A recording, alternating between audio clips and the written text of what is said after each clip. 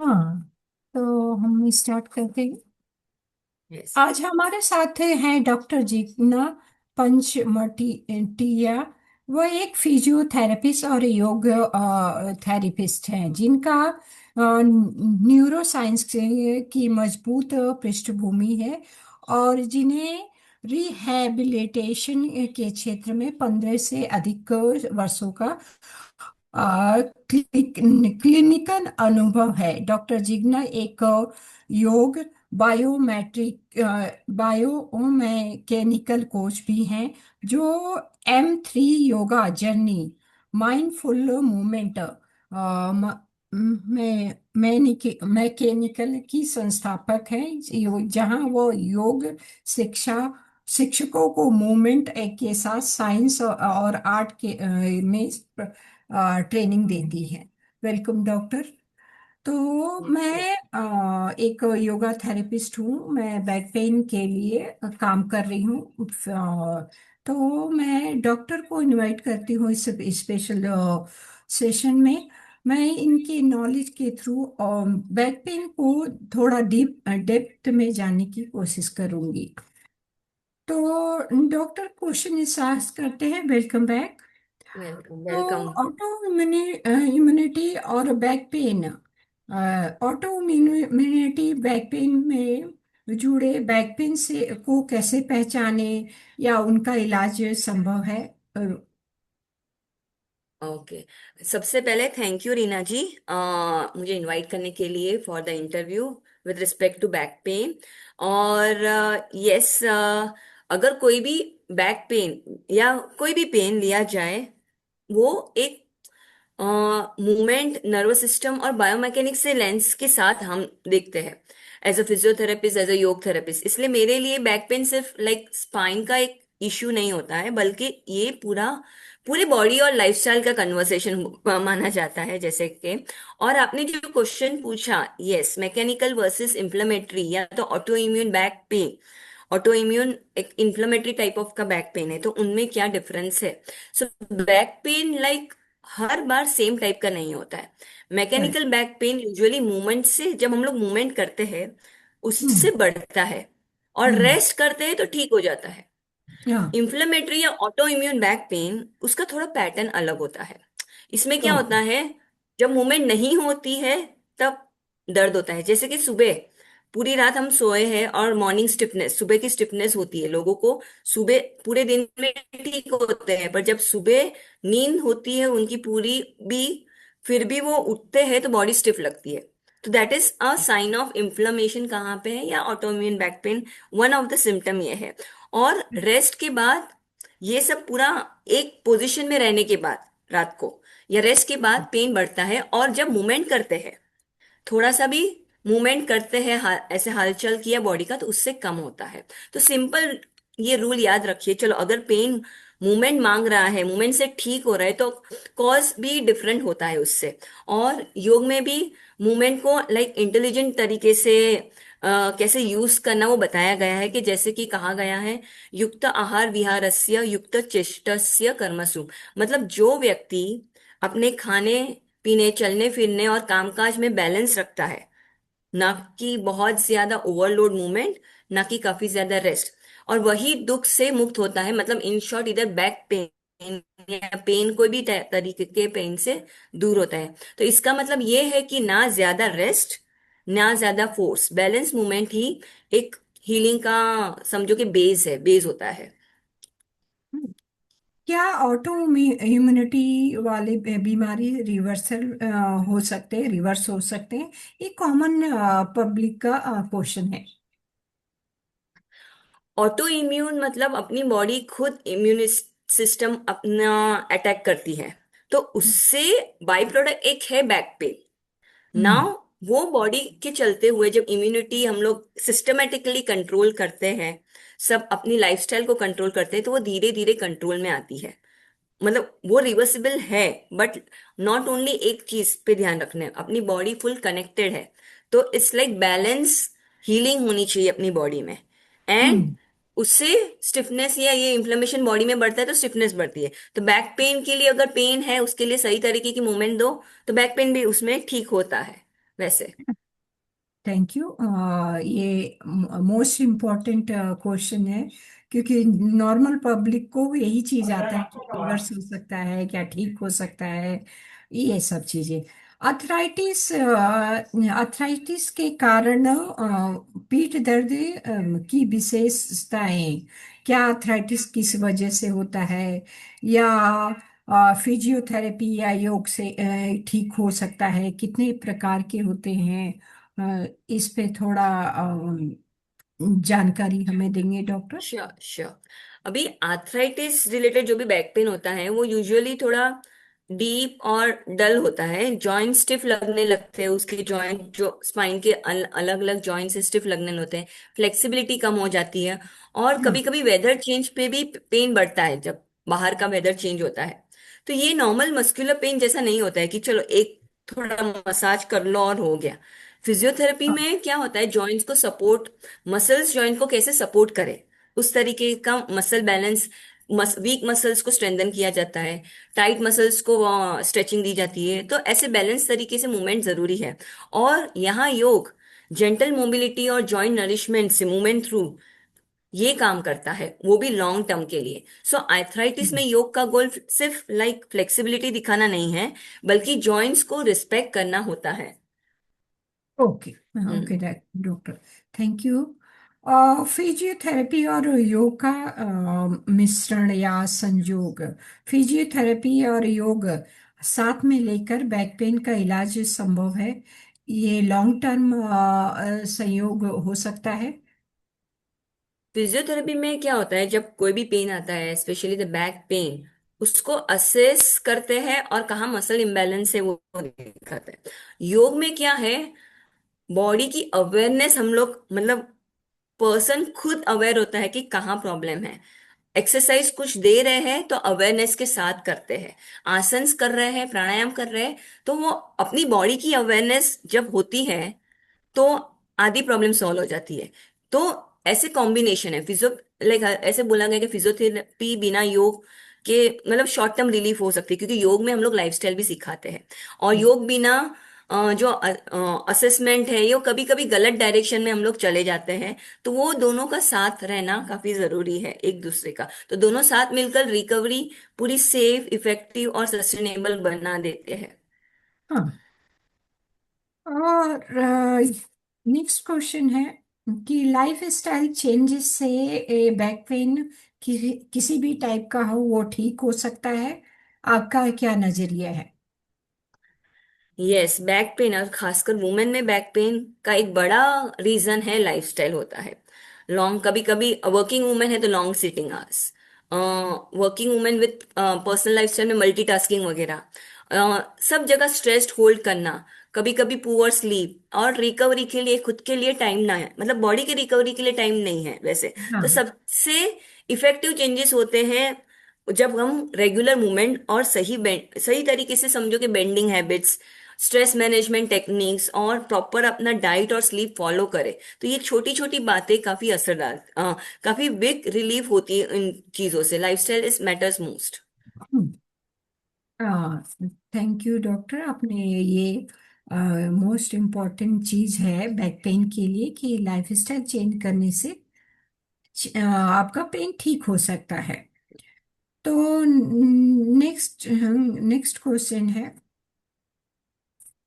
कि bio matric तकनीक का उपाय करके पीठ दर्द का आप इलाज, मूल्यांकन या इलाज किया जा सकता है, उपचार में ये कैसे, ट्रीटमेंट में आपको कैसे हेल्प करता है।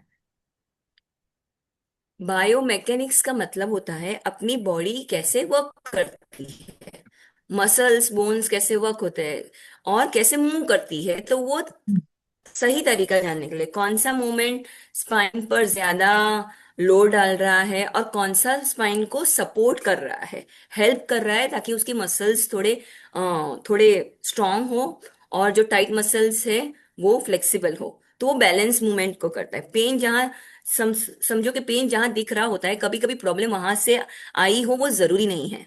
सो बायोमैकेनिक्स हमें पेन के पीछे की पूरी समझो कि स्टोरी बताता है कि एक्चुअल रूट कॉज क्या है।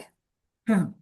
जैसे L4 L5 हुआ, नर्व्स बल्ज हुआ, सॉरी नर्व्स कंप्रेशन हुआ, डिस्क बल्ज हुआ, ये सब वो थोड़ा आप डिटेल से समझाएंगे, इसे बायोमेट्रिक मैट्रिक्स में के मसल्स और movement को बायोमैकेनिक्स थोड़ा। या तो बायोमैकेनिक्स में जब हम असेस करते हैं कोई भी पेन को, राइट नाउ अगर हम लोग को बताया गया है कि L4 L5 उसमें पेन है, डिस्क प्रोलैप्स है, तो वो एमआरआई की फाइंडिंग है, ठीक है। उसको एज अ गाइडलाइंस लेके ये जानना है कि कौन से पोस्चर में, कौन से मूवमेंट पे पेन बढ़ता है, बेंडिंग से बढ़ता है या सीधे होते चलते वक्त बढ़ता है, मतलब अपनी स्पाइन स्पाइन जब स्ट्रेट होती है तब पेन ज्यादा है, या स्पाइन बेंड होती है तब ज्यादा है। सिटिंग हैबिट्स, कौन से पोस्चर, लाइक आप ज्यादा टाइम बैठते हो तो दर्द है, या ये सब चीजें मैटर करती है और असेस करते हैं। पोस्चर है, मूवमेंट है, तो ये हमें बताती है कि बॉडी कौन से कहाँ कंपेंसेशंस कर रही है। अगर एक पोजीशन में आपको दर्द है तो आपकी बॉडी ऑटोमेटिकली कंपेंसेट करेगी, पर वो हाँ, गलत तरीके से।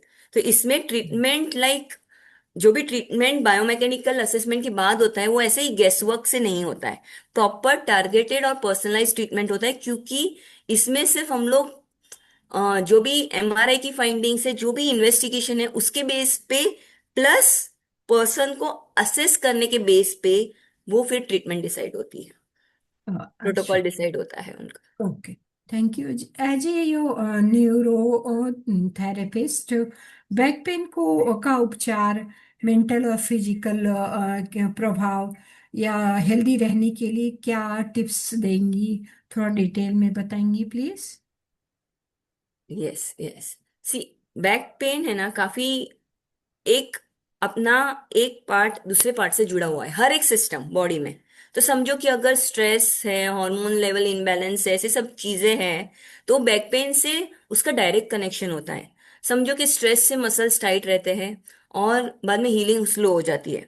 और जब हम हार्मोनल चेंजेस की बात करें तो उसमें टिश्यूज काफी सेंसिटिव बन जाते हैं, स्पेशली वुमेन में। इसलिए बैक पेन सिर्फ लाइक फिजिकल प्रॉब्लम नहीं होता है, ये पूरा माइंड बॉडी कनेक्शंस है। इसलिए उसका अप्रोच भी एज अ लाइफस्टाइल मैनेजमेंट होना चाहिए, जैसे कि स्लीप मैनेजमेंट हुआ, डाइटरी मैनेजमेंट हुआ, अर्गोनॉमिकली मैनेज हुआ। अर्गोनॉमिकली मतलब हम लोग कैसे उठते हैं, कैसे बैठते हैं, वो सब चीजें ध्यान रखते हुए ऐसे होलिस्टिक अप्रोच देखा जाता है। हाँ, थैंक यू डॉक्टर। और पेट दर्द को लंबे टाइम तक फिक्स करने के लिए हमें क्या चीज़ पे मोस्ट इम्पोर्टेंट ध्यान देना चाहिए, जिससे हमें योगा, फिजियोथेरेपी करके उसे लॉन्ग टाइम तक फिक्स कर सके। लॉन्ग टर्म इसमें जो मैनेजमेंट है उसका मतलब है पेन के बाद, अगर चलो आप पेन के साथ आ रहे हो, आपने फिजियोथेरेपी ली या आपने योग टीचर के पास थेरेपी ली और आपका पेन कम हो जाता है, पर उसके बाद भी केयर रखना जरूरी है, क्योंकि लाइफ तो चलती है।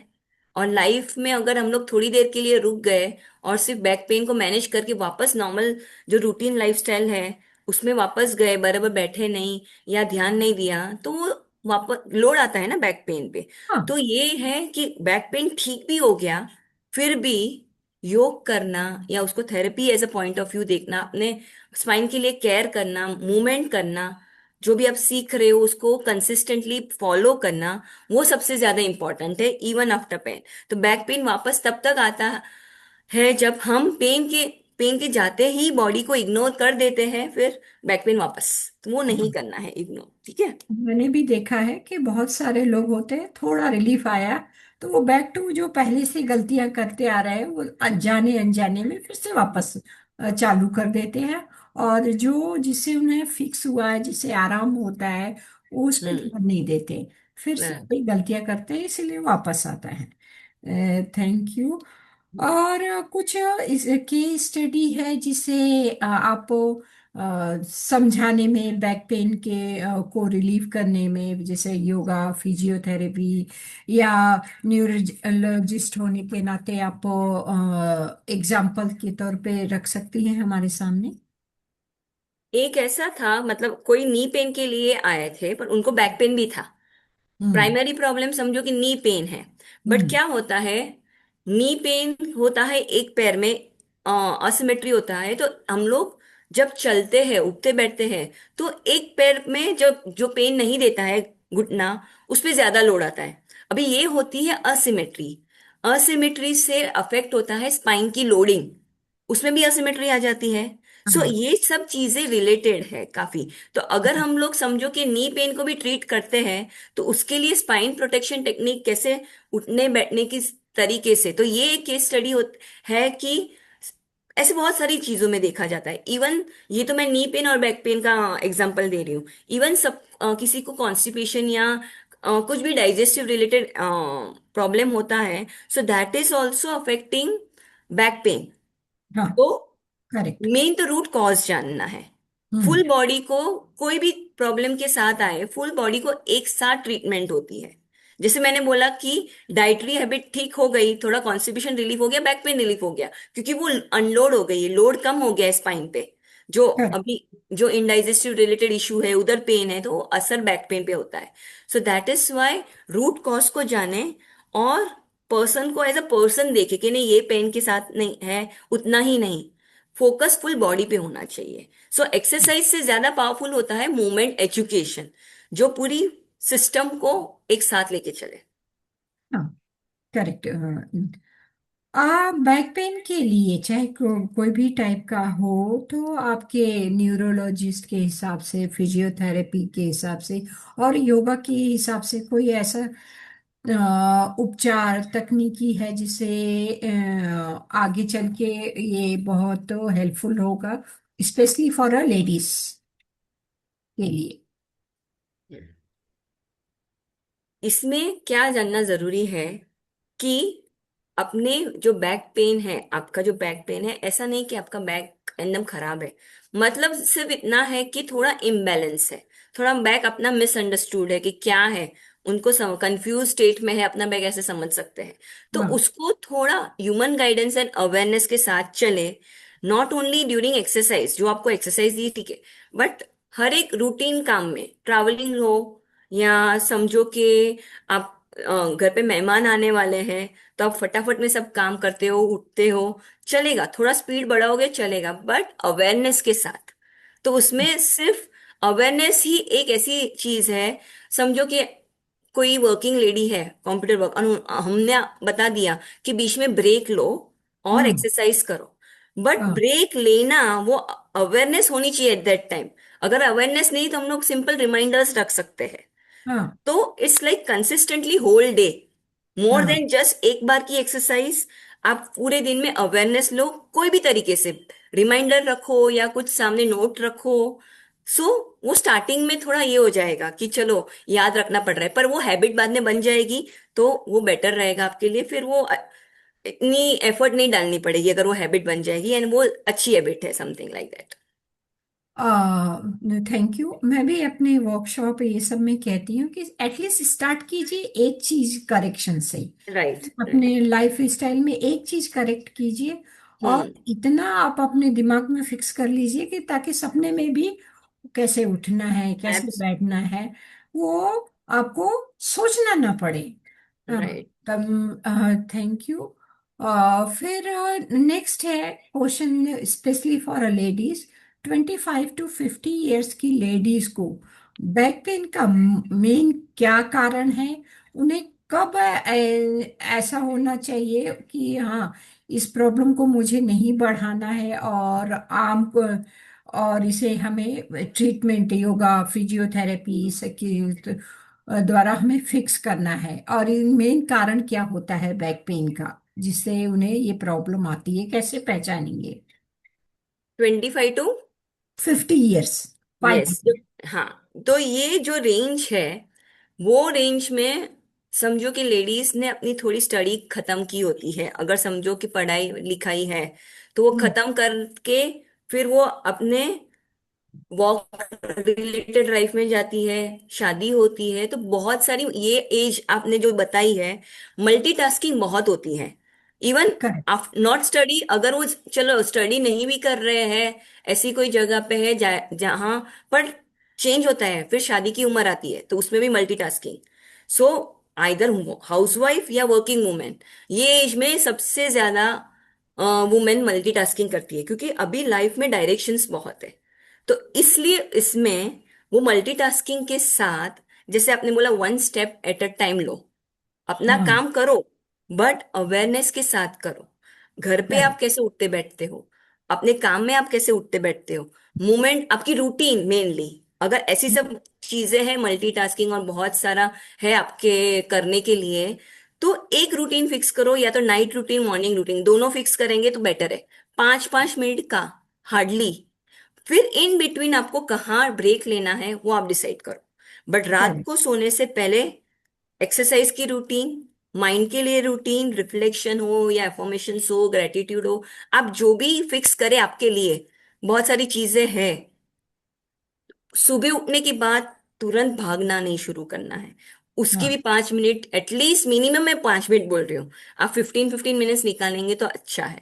मिनिमम 5 to 20 मिनट्स आप अपने हिसाब से, वो कंसिस्टेंटली होना चाहिए, एक टाइम फिक्स करो और कंसिस्टेंटली फॉलो करो। तो जब ये ऐसे लाइफस्टाइल में आ जाती है, जैसे रोज हम ब्रश करते हैं तो रोज ये रूटीन होनी चाहिए, रात को और सुबह, इन बिटवीन आपको डिसाइड करना है आपकी लाइफस्टाइल के हिसाब से, पूरे दिन के हिसाब से। करेक्ट। और एक्सरसाइज के लिए जब टाइम निकालोगे, वो टाइम भी जरूरी है। मोर देन एक्सरसाइज, मैंने बोला ये रूटीन, ऑटोमेटिकली आपका 70-80% लोड कम हो जाएगा, आप अवेयरनेस के साथ रूटीन फॉलो करोगे। सो उससे क्या होगा, जो मैंने 5-10 मिनट रात को बोला है, वो टाइम आपका बाद में जो मिलता है आपको, वो प्रोडक्टिव हो जाएगा। पेन के साथ काम करना और विदाउट पेन फुल्ली अवेयर काम करना, तो प्रोडक्टिविटी बढ़ जाती है, तो ऑटोमेटिकली आप ज्यादा प्रोडक्टिव होते हो। इतना टाइम देने के बाद भी अच्छा काम होता है। तो ये करेक्ट। समझो आप, ठीक है, खासकर वुमेन में जो मल्टीटास्किंग करते हैं, बहुत सारी रिस्पॉन्सिबिलिटीज है, तो ऐसा नहीं है आप ज्यादा भागदौड़ करोगे तो ज्यादा काम होगा। उल्टा अपने लिए टाइम निकाला तो वही टाइम आप प्रोडक्टिवली अच्छा काम कर सकते हो, और बेटर तरीके से कर सकते हो, अपनी हेल्थ के साथ ध्यान दे के साथ, ठीक है। Okay doctor. हम्म। लंबे अवधि का उपचार टॉपिक है।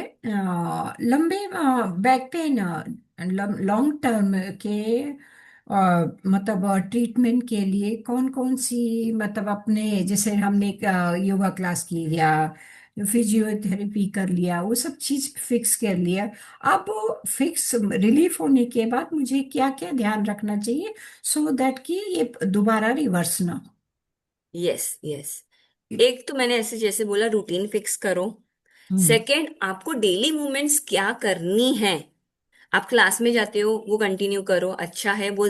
सबके लिए लाइफ टाइम एक्सरसाइज मैनेजमेंट होना चाहिए। बट अगर समझो कि आप योगा क्लास जाते हो और बीच में कुछ शादी आ गई या ट्रैवलिंग हो गया, तो भी आप ऐसे नहीं बोल सकते कि मैंने योग छोड़ दिया है करना, हम्म। क्योंकि योग is a way of life. तो ट्रैवलिंग के वक्त आपके योगा टीचर्स आपको गाइडेंस करेंगे, जो हम लोग सिखाते हैं कि इवन आपके क्लास में नहीं आते हैं स्टूडेंट्स, तो योगा टीचर्स कैसे गाइड करें। आपके स्टूडेंट्स ऐसे नहीं बोलने चाहिए कि मैंने 2 वीक का ब्रेक लिया, मैंने योग नहीं किया। नहीं, हाँ। रूटीन तो फॉलो किया है ना, आपने हाँ। बीच बीच में क्या एक्सरसाइज किया करना है, वो फॉलो किया है ना, भले वो 5 मिनट के ट्रैवलिंग के वक्त हो, बैठे बैठे कार में हो, शादी में हो, जब शादी हो, अवेयरनेस, 2 मिनट का ब्रेक लेके आपने अपनी ब्रेथ पे फोकस किया, आपने हाँ। खाने पीने पे ध्यान दिया, स्लीप पे ध्यान दिया, ये योग है। लॉन्ग टर्म मैनेजमेंट आप क्लास और उसके साथ भी कर सकते हैं। तो ये मेन इंपॉर्टेंट चीज है, कंसिस्टेंट रहना कैसे भी तरीके से। और योग is a way of life, तो आपकी लाइफ स्टाइल में योग को ढाल दो पूरा। हाँ। करेक्ट। बेसिकली ये है कि ये आपको कोई बहाने नहीं लगाने हैं कि मैंने आज मिस राइट, राइट, कर दिया, आज नहीं हो पाया, मैं ये हम्म, काम कर रही थी, वो काम कर रही थी, टाइम नहीं था। हर एक के पास 5 मिनट का राइट, राइट, टाइम है। ब्रेक लेके ब्रीदिंग एक्सरसाइज कीजिए, पोस्चर करेक्ट कीजिए, या बैठे बैठे ही कुछ मूवमेंट कीजिए। हाँ। तो राइट। हम्म। हम बायोमेट्रिक तकनीक से पीठ दर्द का मूल्यांकन कैसे करेंगे और उसके उपचार में कैसे हेल्पफुल हो सकता है। यस, बायोमैकेनिक्स ऐसे में जैसे मैंने बोला, पोस्चर, मूवमेंट पैटर्न, वो सब डिसाइड होता है। मसल एक्टिवेशन कहाँ होता है, लाइक कहीं मेन चीज, 2 टाइप की मसल्स होते हैं ना, मतलब मोबिलाइजर, स्टेबिलाईजर्स, एक बॉडी को स्टेबिलिटी देते हैं, एक बॉडी को मूवमेंट देते हैं। तो करेक्ट। अगर स्टेबिलिटी नहीं है तो मूवमेंट वाले मसल्स काम करेंगे विदाउट स्टेबिलिटी, पर वो क्या प्रॉब्लम होगा, जॉइंट को स्टेबिलिटी नहीं मिलेगी और सिर्फ मूवमेंट मिलेगा तो वेयर एंड टेयर बढ़ता है। फिर हाँ मसल्स भी थक जाएंगे, तो जॉइंट स्ट्रक्चर्स पे फिर असर होता है। जॉइंट स्ट्रक्चर्स काम करना शुरू कर देंगे जो उनका काम ही नहीं है, तो वो भी हाँ थक जाएंगे, वेयर एंड टेयर होगा, तो वो भी पेन आ जाएगा, फिर जॉइंट पेन। तो इस हाँ तरीके से मूवमेंट पैटर्न और मसल एक्टिवेशन कैसे प्रॉपरली होना चाहिए वो हम लोग बायोमैकेनिकल असेसमेंट से जान पाते हैं। हाँ। मैं इन लास्ट कंक्लूजन के तौर पे ये कैसे, जस्ट मिनट। हाँ, जो महिलाएं हैं बैक पेन के साथ जी रही हैं और कंफ्यूजन या डर महसूस कर रही हैं कि योगा या फिजियोथेरेपी करने से ये पेन ठीक होगा, उनको एक इम्पोर्टेंट मैसेज देंगी प्लीज। यस, उनका कंफ्यूजन एक्चुअली गलत नहीं है। आजकल लोगों को बैक पेन नेक पेन नहीं होता है और वो एक्सरसाइज करने योगा टीचर्स के पास आते हैं, तो योग से वो करने के बाद उनको बैक पेन नेक पेन या कुछ अनयूजुअल पेन शुरू हो जाता है। तो गलती हाँ योग की नहीं है, गलती किसी की भी नहीं है, क्योंकि योगा टीचर्स जो है उनको भले वो सर्टिफाइड हो पर उनको इतना एक्सपीरियंस नहीं है, वो समझते नहीं है बायोमैकेनिक्स और साइंस कैसे दिया जाए, और लोगों के एक्सपेक्टेशंस में वो लोग बह जाते हैं।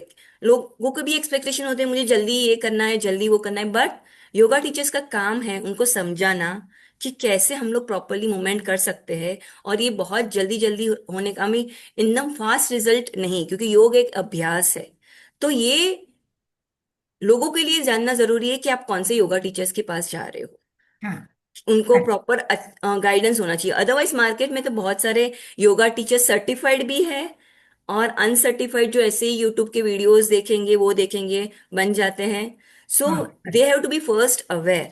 योग करना गलत नहीं है, पर कहाँ कर रहे हो, किससे कर रहे हो, कौन से तरीके से कर रहे हो, वो करेक्ट। इम्पोर्टेंट है। फिर लोग ब्लेम करते हैं योग से ये हुआ, योग से ब्लैक पेन हुआ, ये शुरू हो गया, बट गलती योग की नहीं है। योग ही हाँ हम लोग को मूवमेंट अवेयरनेस सिखाती है।